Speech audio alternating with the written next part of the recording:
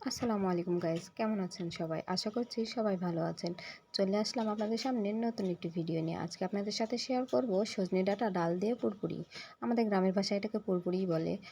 কে কী নামে বলে জানি না, হয়তো আমরা পুরপুরিই বলি। তো পুরপুরি রান্নার জন্য আমি সজনে ডাঁটা নিয়ে নিয়েছি। এর মধ্যে দিয়ে দিলাম মসুর ডাল, পেঁয়াজ কুচি, কয়েকটা কাঁচামরিচ, এরপর দিয়ে দিলাম তেজপাতা, আদা রসুন জিরা বাটা, লবণ, মরিচের গুঁড়া পরিমাণ মতো। যেহেতু কাঁচামরিচ দিয়েছি, মরিচের গুঁড়া অতটা দেওয়ার প্রয়োজন নাই। এরপরে দিয়ে দিলাম হলুদের গুঁড়া, সামান্য তেল দিয়ে ভালোভাবে হাতে মেখে নেব। হাতে মাখা তরকারি মানেই তার স্বাদ অন্যরকম। তো ভালোভাবে মেখে নিচ্ছি। এরপরে সামান্য পরিমাণে পানি দিয়ে চুলায় বসিয়ে দিব। তো পানিটা যখন কমে আসবে, তো পানিটা এখন কমে এসেছে, চুলা থেকে আমার নামিয়ে নেব। দেখতে হবে সিদ্ধ হয়েছে কিনা। এখন তেলে দিতে হবে। আপনারা হয়তো বাগার দেওয়া বলেন, আমরা তেলে দেওয়াই বলি। তো তেলে দেওয়ার জন্য আমি কড়াইতে তেল দিয়ে দিয়েছি। এরপর দিয়ে দিলাম কয়েকটা পেঁয়াজ কুচি, একটু রসুন থেতো করে দিয়েছি, কয়েকটা শুকনো মরিচ, কাঁচা জিরা এবং পাঁচফোড়ন। পাঁচফোড়নটা কিন্তু দিতেই হবে, তাছাড়া কিন্তু এর স্বাদটা বুঝতে পারবেন না। তো এই সবগুলো আমি ভালোভাবে ব্রাউন কালার করে ভেজে নেব। এই তো কালার চলে আসছে। এখন ভাপ দিয়ে রাখা পুরপুরিগুলো এর মধ্যে ঢেলে দেব। দিয়ে হালকা করে নাড়াচাড়া করতে হবে, যাতে সজনে ডাঁটাগুলো না ভেঙে যায়। সামান্য আঁচে রেখে এদিক সেদিক করে মিক্স করে নিয়ে নামিয়ে নেব, তাহলেই হয়ে যাবে। এই তো আস্তে সাবধানে নাড়াচাড়া করছি। এখন নামিয়ে নিলাম। এরপরে রান্না করলাম কাঁঠালের ভাজি। কাঁঠাল তো অনেক রকম করেই খেয়েছেন, আমরা বেশিরভাগ কাঁঠালের ভাজিই রান্না করি। তো কাঁঠালের ভাজি রান্নার জন্য আমি কাঁঠাল ভাজি এর মধ্যে দিয়ে দিয়েছি পেঁয়াজ, মরিচ কুচি, সামান্য পরিমাণে হলুদের গুঁড়া, লবণ, একটু মরিচের গুঁড়া দিয়েছি যাতে ঝাল ঝাল হয়, দিয়ে ভাপে বসিয়ে দিয়েছিলাম।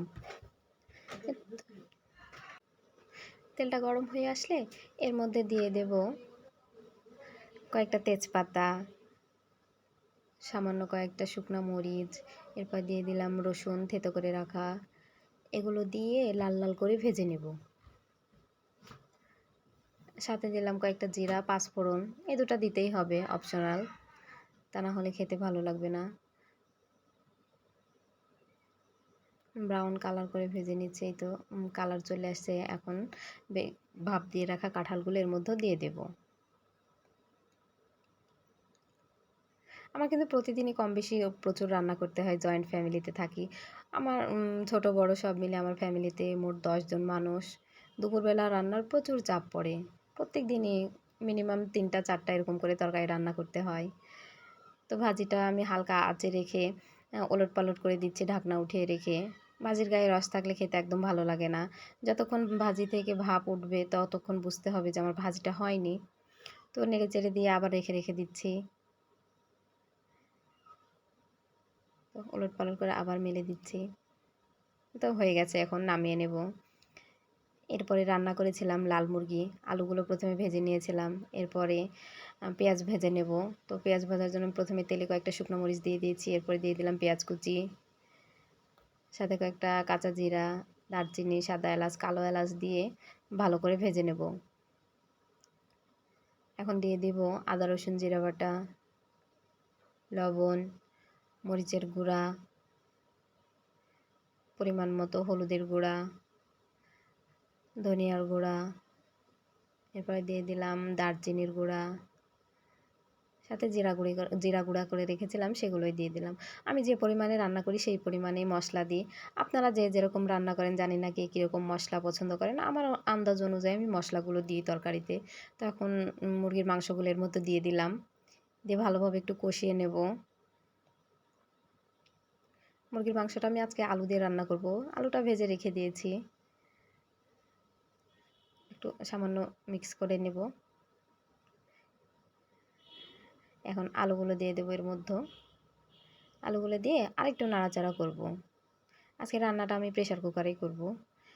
এই লাল মুরগিটা সেদ্ধ হয় না, মাংস খুব শক্ত। এই তো সামান্য পানি দিয়ে প্রেশার কুকারে বসিয়ে দিয়েছি। 7-8টা সিটি নেওয়ার পরে মাংসটা খুব সুন্দর হয়ে নরম হয়ে সেদ্ধ হয়ে যাবে। এটা এখন কড়াইতে ঢেলে দিয়েছি। বাড়তি যেই ঝোলটা আছে সেটা কমিয়ে নেওয়ার পরে তরকারিটা নামিয়ে নেব। আর এই তো বন্ধুরা, আমার রান্নার ফাইনাল লুক। এটা হচ্ছে সজনে ডাঁটার পুরপুরি। এরপরে তো এটা মুরগির মাংস। এরপরে রান্না করেছি কাঁঠাল ভাজি। কেমন লাগলো জানাবেন সবাই।